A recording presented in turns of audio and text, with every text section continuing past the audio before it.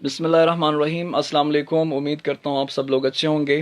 آج کا جو ہمارا ٹاپک ہے وہ بہت امپورٹنٹ ہے، کیونکہ اکثر و بیشتر میں جب بھی تحریک پاکستان پر بحث کرتا ہوں تو ایک عام سوال جس کو میں فیس کرتا ہوں وہ یہ ہے کہ کیا جناح پاکستان کو ایک اسلامی ریاست بنانا چاہتے تھے یا سیکولر ریاست بنانا چاہتے تھے؟ اس کے حوالے سے بہت سے لوگوں میں بہت سا اختلاف پایا جاتا ہے، لیکن آج ہم اپنے لیکچر کے دوران یہ بات سمجھنے کی کوشش کریں گے کہ جناح پاکستان کو کس قسم کی ریاست جو ہے وہ بنانا چاہتے تھے۔ تو چلے سٹارٹ لیتے ہیں، لیکن شروع میں ابتدا میں آپ کو ایک بات کی وضاحت کرنا چاہتا ہوں کہ بہت سے اوپوننٹس ہیں، بہت سے کرٹکس ہیں جناح کے، جو کہتے ہیں کہ جناح جو ہے وہ پاکستان کو ایک سیکولر ریاست بنانا چاہتے تھے، اور ان میں سے ایک جسٹس منیر ہے جس نے اپنی کتاب میں فرام جناح ٹو ضیاء، جو اس کی کتاب ہے، اس میں اس نے ڈکلیئر کیا ہے کہ قائد اعظم جو ہے وہ ایک سیکولرسٹ تھے، وہ ایک سیکولر ریاست بنانا چاہتے ہیں۔ تو اس پریزنٹیشن میں اس بات کی وضاحت کروں گا کہ جناح جو ہے اس نے اپنی ساری زندگی میں، یعنی جب وہ تحریک پاکستان کی میں بات کر رہا ہوں، جناح کے زندگی کے دو آسپیکٹس ہیں۔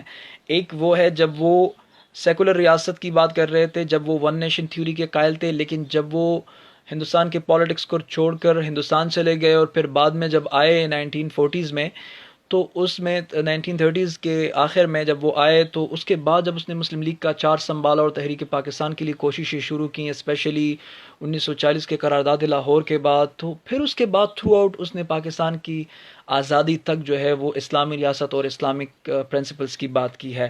تو یہاں پر اس پریزنٹیشن میں میرا مقصد بھی یہی ہے کہ قائد اعظم کا جو اسٹرگل آف پاکستان میں جو بنیادی مرکز تھا وہ اسلامک ریاست کا تھا، سیکولر ریاست کا نہیں تھا۔ سٹارٹنگ پوائنٹ میں یہاں سے بیان کرنا چاہوں گا کہ 1940 میں علامہ محمد اقبال نے جب خطبہ الہ آباد پیش کیا تو اپنے خطبے کے دوران اس نے فرمایا تھا کہ Islam is a living force is only possible in a free state, یعنی اسلام ایک زندہ طاقت کے اگر آپ امپلیمنٹ کرنا چاہتے ہیں تو اس کے لیے ایک فری ریاست کی ضرورت ہے۔ یعنی اسلام ایز اے لیونگ فورس ہے، اسلام کی معیشت، اسلام کی سیاست، اسلام کی معاشرت، اسلام کے ڈیلنگز، اسلام کے عبادات، یہ ایک لیونگ فورس ہے۔ یہ سپریس ہونے کے لیے نہیں آیا کہ آپ اس کو جو ہے وہ مغلوب کر دیں، کسی اور چیز کو غالب کر دیں، نہیں، اسلام ایز اے لیونگ فورس ہے اور ایز اے لیونگ فورس جو ہے وہ امپلیمنٹ ہونا چاہیے، لیکن اس کے لیے ضروری ہے کہ ایک آزاد ایٹماسفیئر ہو، ایک آزاد ریاست ہو۔ یعنی وہ ایک آئیڈیا تھا جو پلانٹ کیا ڈاکٹر اقبال نے، لیکن اس آئیڈیا کو پک کیا قائد اعظم محمد علی جناح نے اور اس نے اس کو عملی جامہ پہنایا۔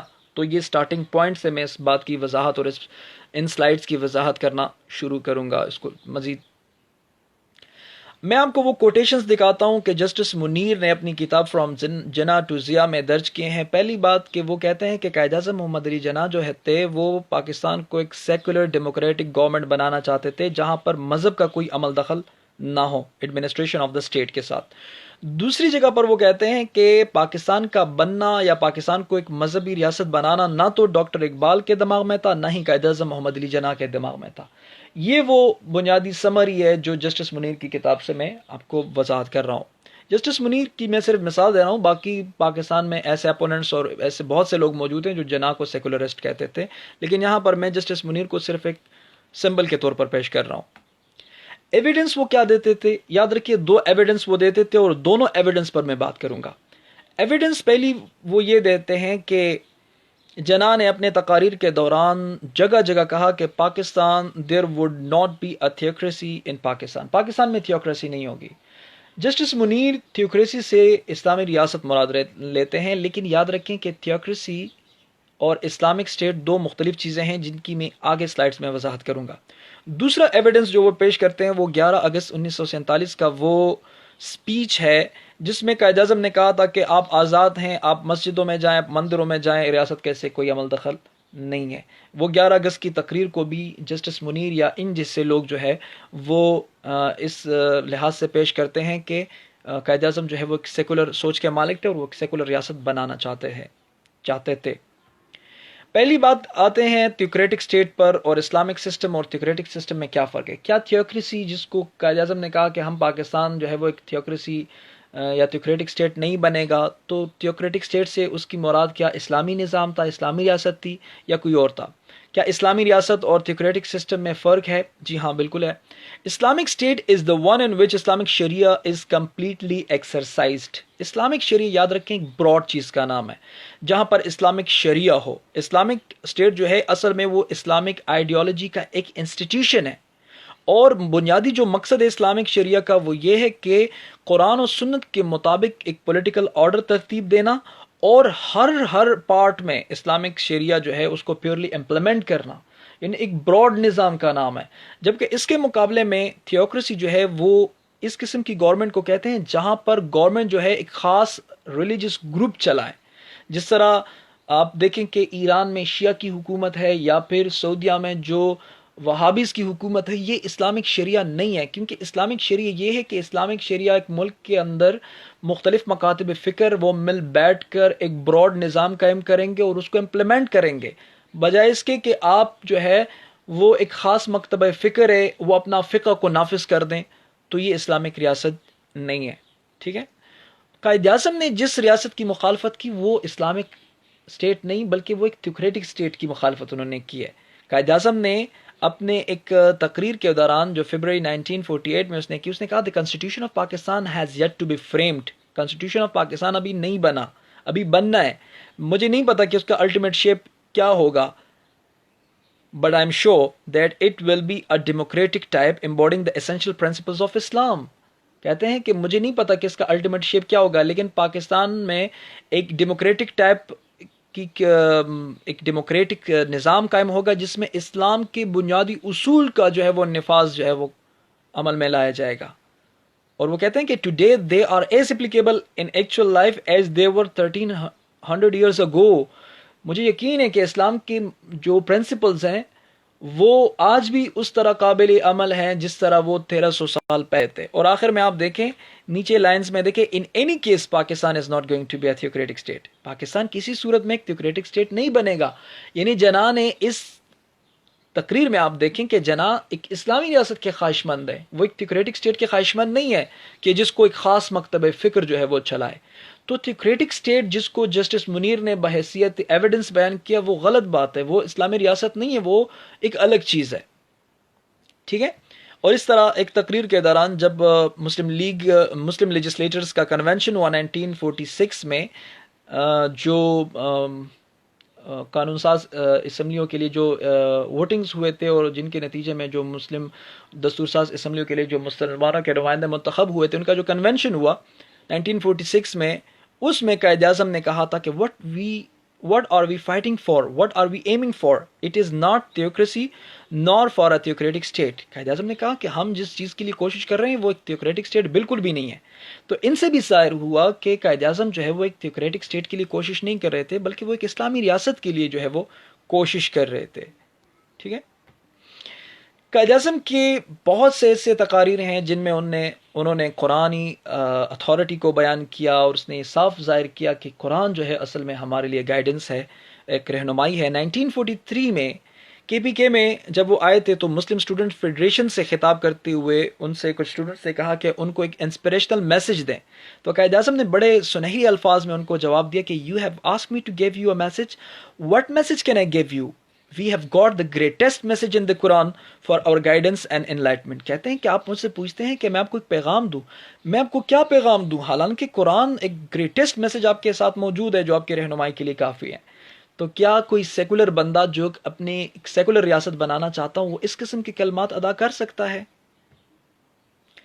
دوسری بات یہ کہ جب سے پاکستان موومنٹ شروع ہوئی تو پاکستان موومنٹ کو ہم اس وقت صحیح طور پر نہیں سمجھ سکتے. پاکستان موومنٹ کو اس وقت کے حالات میں کانگریسی لیڈرز اور قائد اعظم کے اپوننٹس جو تھے اور قائد اعظم کے جو ساتھی تھے وہ بہتر سمجھ سکتے تھے کہ قائد اعظم کس ریاست کے لیے کوشش کر رہے ہیں. اور ان کی زبانی آپ یہ سمجھیں، یہ دیکھیں کہ 1941 میں 1 جنوری 1941 میں لدھیانہ میں کانفرنس ہوئی جس میں ایک فیمس پولیٹیکل لیڈر تھے کانگریس کے مسٹر منشی. اس نے خود سے ایک سوال پوچھا اور پھر جواب بھی خود دیا. سوال یہ تھا کہ وٹ پاکستان مینس، پاکستان کا کیا مطلب ہے.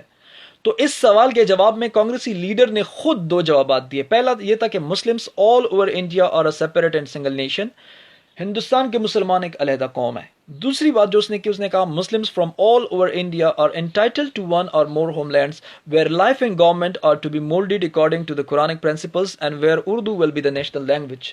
اس نے کہا کہ ہندوستان کے مسلمان ایک علیحدہ قوم ہونے کے ناطے یہ حق رکھتے ہیں کہ ان کا ایک ریاست یا پھر زیادہ ریاستیں، یعنی یا پھر ایک ریاست ہوں جو مسلم میجورٹی پروونسز ہیں ان کو ایک ریاست بنائی جائے، یا پھر ان کے جو صوبے ہیں ان کو خود مختار بنا دیا جائے جہاں پر وہ اپنے صوبوں میں یا پھر اپنی ایک ریاست میں قرآنک پرنسپلز کو امپلیمنٹ کریں.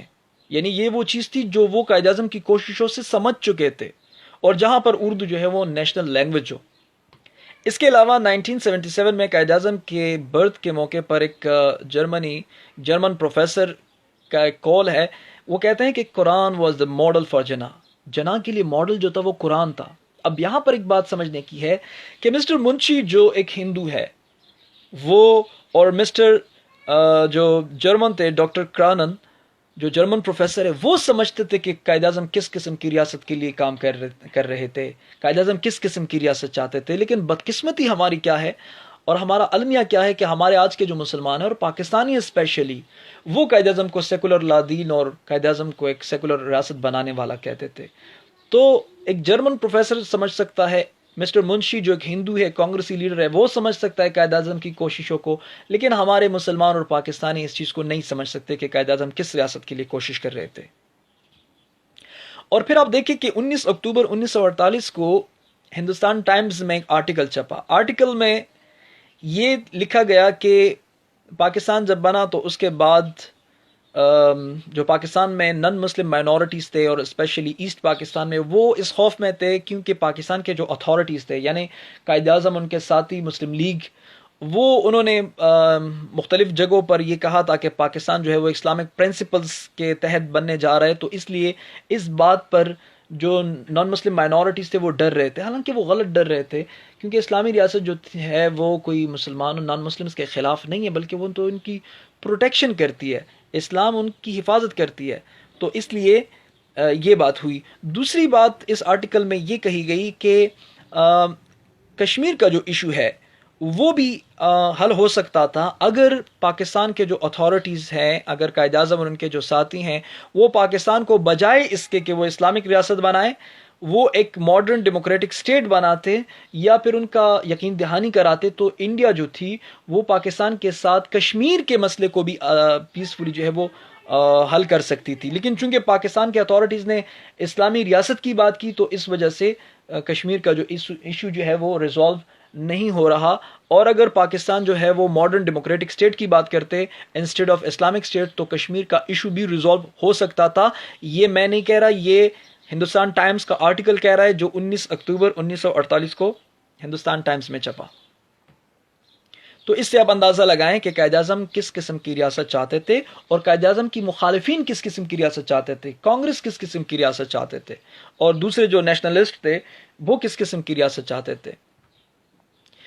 تو یہ تو تھیوکریٹک سٹیٹ اور اسلامک سٹیٹ کے حوالے سے ایک بحث ہوئی. اب آتے ہیں دوسرے ایویڈنس پر جو 11 اگست کی تقریر ہے، جس کے بارے میں یہ خیال ہوتا ہے کہ قائد اعظم نے یہاں پر ٹو نیشن تھیوری کو ختم کیا تھا اور قائد اعظم جو تھا وہ یہاں سے ایک سیکولر ریاست بنانا چاہتے تھے. سب سے پہلے تو میں آپ کو اس تقریر کا وہ حصہ سناتا ہوں جس پر اعتراض کرنے والے اعتراض کرتے ہیں اور وہ کہتے ہیں کہ جی قائد اعظم ایک سیکولر ریاست بنانا چاہتے تھے. وہ یہ تھا: You are free to go to your temples, you are free to go to your mosques or to any other places of worship in the state of Pakistan. You may belong to any religion or caste or creed. That has nothing to do with the business of the state, not in the religious sense, because that is the personal faith of each individual, but in the political sense as citizens of the state. یہ وہ تقریر کا حصہ ہے جس پر justice Munir اور اس طرح کے بہت سارے لوگ اعتراض کرتے ہیں کہ قائد اعظم نے یہاں پر ٹو نیشن تھیوری اور آئیڈیالوجی آف اسلام کو کوئٹ کیا تھا اور اس کے بعد قائد اعظم سیکولر ریاست بنانا چاہتے تھے. اس کے جواب میں اتنا کہوں گا کہ قائد اعظم نے نہ ٹو نیشن تھیوری کو چھوڑا نہ ہی آئیڈیالوجی آف اسلام کو چھوڑا. یہ بیسیکلی قائد اعظم کا ایک پولیٹیکل سٹنٹ تھا. پولیٹیکل سٹنٹ اس لیے تھا کیونکہ آپ اس وقت کے حالات دیکھیں کہ پاکستان بنا تو دونوں جگہوں میں، ہندوستان میں بھی اور پاکستان میں بھی، قسم کی باربیرک سچویشن پیدا ہوئی. وہاں پر نان مسلم یہاں پر جو تھے وہ نان مسلمز یعنی ہندوز کو نشانہ بنایا گیا، وہاں پر جو تھے وہ مسلمانوں کو نشانہ بنایا گیا، اور آپ جانتے ہوں گے کہ لاکھوں کی تعداد میں جو تھے وہ لوگوں نے قربانیاں پیش کی ہیں، لوگ مرے ہیں۔ تو ان حالات سے بچنے کے لیے اور قائد اعظم کا پاکستان میں موجود جو مائنورٹیز تھے ان کے خوف کو ختم کرنے کے لیے ایک پولیٹیکل سٹنٹ کے طور پر قائد اعظم نے فرمایا کہ آپ یہاں پر آزاد ہیں، آپ کو یہاں پر کسی قسم کا خوف نہیں ہے، آپ یہاں پر آپ کی پروٹیکشن کی جائے گی، جو ہے آپ یہاں پر آپ کے اس حوالے سے آپ پر کوئی ڈسکرمنیشن آپ کے ساتھ نہیں ہوگی کہ آپ کا تعلق کسی اور مذہب سے ہے۔ تو ایک پولیٹیکل سٹنٹ کے طور پر اس کو پیش کیا۔ دوسری بات یہ کہ کیا جناح نے 11 اگست کی اس تقریر کے بعد کوئی اور تقریر نہیں کی؟ کیا اس کے بعد جناح نے کوئی اسلامی ریاست کی بات نہیں کی؟ یہ آخری تقریر ہے، اس کے بعد جناح وفات پا گئے تھے؟ بالکل نہیں۔ قائد اعظم نے فروری 1948 میں اپنے براڈ کاسٹ ٹاک کے دوران کہا تھا کہ Pakistan is the premier Islamic state and fifth largest in the world. یہاں پر آپ دیکھیں قائد اعظم پاکستان کو اسلامی ریاست بیان کر رہا ہے۔ دوسری بات یہ کہ اسی مہینے میں اسی سال قائد اعظم نے ایک اور انٹرویو کے دوران، ایک براڈ کاسٹ انٹرویو کے دوران فرمایا تھا کہ ویسٹ پاکستان جو ہے وہ ایسٹ پاکستان سے 1000 مائلز دور ہے اور بیچ میں ہندوستان واقع ہے۔ تو ایک اسٹوڈنٹ یا ایک بندہ یہ کویشچن جو ہے وہ کرنا چاہیے، وہ کرتا ہے کہ دونوں کو کس طرح یونائٹ کیا جائے گا؟ اب ایک علاقہ پاکستان کا دوسرے علاقے سے 1000 میل دور ہے، بیچ میں ہندوستان واقع ہے، کوئی خشکی کا راستہ بھی نہیں ہے، اس کو ایڈمنسٹر کیسے کیا جائے گا؟ قائد اعظم نے فرمایا کہ میں ایک لفظ سے اس کا جواب دیتا ہوں کہ ایمان سے اس کو ایڈمنسٹر کیا جا سکتا ہے۔ ہمارا ایمان ہے، ہم مسلمان ہیں، اور ہم اس سے unity, faith in almighty God, in ourselves in our destiny, ہمیں اللہ پر ایمان ہے، اپنی آپ پر اعتماد ہے، اور اپنی تقدیر پر ایمان رکھتے ہیں ہم، تو اس لیے ہم ایمان کے ذریعے اس کو ایڈمنسٹر کریں گے، خشکی کا کوئی راستہ نہیں ہے، لیکن ایمان کے ذریعے ہم ایسٹ پاکستان ویسٹ پاکستان کو یونائٹ رکھیں گے۔ تو آپ یہ دیکھیں کہ کس طرح ایک بندہ جو پاکستان کو ایک سیکولر ریاست بنانا چاہتا ہو، جو پاکستان کو ایک سیکولر اسٹیٹ بنانا چاہتا ہو، وہ اس قسم کے کلمات کیسے ادا کر سکتا ہے؟ تو یہ اس سے ثابت ہوتا ہے کہ پاکستان کا بننا جو ہے وہ جناح ایک اسلامی ریاست کے طور پر وہ بنانا چاہ رہے تھے، نہ کہ وہ ایک سیکولر ریاست بنانا چاہتے تھے، کیونکہ اگر سیکولر ہی بنانا تھا تو پھر ہندوستان سے علیحدہ ہو کر کیوں؟ ہندوستان کے ساتھ ہم سیکولر رہ سکتے تھے، پروونشل آٹونومی کی بات کرتے، ہم صوبائی خود مختاری کی بات کرتے، بس ہم اپنے اپنے صوبوں میں جو ہے وہ آزاد ہوتے ہیں، باقی سینٹر میں کانگریس کی حکومت ہوتی یا پھر انگریزوں کی حکومت ہوتی، ہم ایک سیکولر طور پر رہتے، تو وہاں پر پھر کیا مسئلہ تھا؟ لہٰذا یہ بات بالکل غلط ہے کہ قائد اعظم پاکستان کو سیکولر ریاست بنانا چاہتے تھے۔ ہاں، قائد اعظم ابتدا میں سیکولر تھے، وہ ون نیشن تھیوری کے قائل تھے، لیکن جب سے وہ قائد اعظم بنے، جب سے اس نے ٹو نیشن تھیوری کی بات کرنا شروع کیا، وہ پاکستان کو ایک اسلامی ریاست بنانا چاہتے تھے۔ اور میں آخر میں ایک بات ضرور کہنا چاہوں گا کہ پروفیسر ریاض علی جو ڈاکٹر تھے اور قائد اعظم کا علاج کر رہے تھے آخری دنوں میں، جو قائد اعظم ٹی بی کے مریض تھے اور اس کی بیماری انتہائی شدت کو پہنچ چکی تھی، اس میں وہ اپنی انٹرویو میں بعد میں کہتے ہیں کہ جب میں قائد اعظم کا علاج کر رہا تھا تو اس وقت قائد اعظم کو ہم نے ایک دوائی دی تھی ایکسپیریمنٹل بیسس پر، اور ان کی حالت بہت خراب تھی اور ہم نے ان کو باتیں کرنے سے منع کیا تھا، تو قائد اعظم کی وہ جو اندرونی کیفیت تھی، کہتے وہ مجھے مزید پریشان کرنے لگی کہ یہ اندرونی کیفیت مزید اس کے لیے خطرے کا باعث ہے۔ تو ہم نے ان سے کہا، میں اس کے پاس گئے اور میں نے کہا جناب کچھ کہنا چاہتے ہیں؟ تو اس نے کہا ہاں میں کہنا چاہتا ہوں۔ کہتے اس نے ایک ٹھنڈی سی آہ بھری اور اس نے کہا کہ ڈاکٹر صاحب، جب میں سوچتا ہوں کہ پاکستان آزاد ہو چکا ہے تو مجھے بہت خوشی ہوتی ہے، میرے روح کو ایک تسکین ملتی ہے، اور یقیناً یہ میری محنت کا نتیجہ نہیں ہے بلکہ یہ فیضان نبوی ہے کہ پاکستان آزاد ہو چکا ہے۔ اب پاکستان کے نوجوانوں کی ذمہ داری ہے کہ وہ اس کو خلفائے راشدین کا نمونہ بنائیں، اس میں اسلامک شریعہ جو ہے وہ امپلیمنٹ کریں۔ کہتے یہ وہ الفاظ ہیں جو قائد اعظم کے آخری الفاظ آپ اس کو کہہ سکتے ہیں، ٹھیک ہے نا؟ تو کیسے ہو سکتا ہے کہ آدمی جو سیکولر ہو اور سیکولر ریاست بنانا چاہتا ہو، وہ اپنے آخری وقت میں بھی جو ہے وہ یہ درد رکھتا ہو کہ میرا یہ پیغام جو ہے وہ امت کے نوجوانوں کو پہنچاؤ کہ وہ اس کو ایک خلفائے راشدین کا نمونہ بنائیں اور اس کو ایک اسلامی ریاست کے طور پر بنائیں۔ تو لہٰذا یہ بات بہت بہت بہت غلط ہے قائد اعظم کے حوالے سے کہ وہ ایک سیکولر ریاست بنانا چاہتے تھے۔ بہرحال اس پریزنٹیشن میں نے کوشش کی کہ میں آپ کو جناح کے حوالے سے بیان کروں، اور وہ اعتراضات جو جناح پر ہے کہ وہ ایک سیکولر ریاست بنانا چاہتے ہیں میں نے پیش کیا۔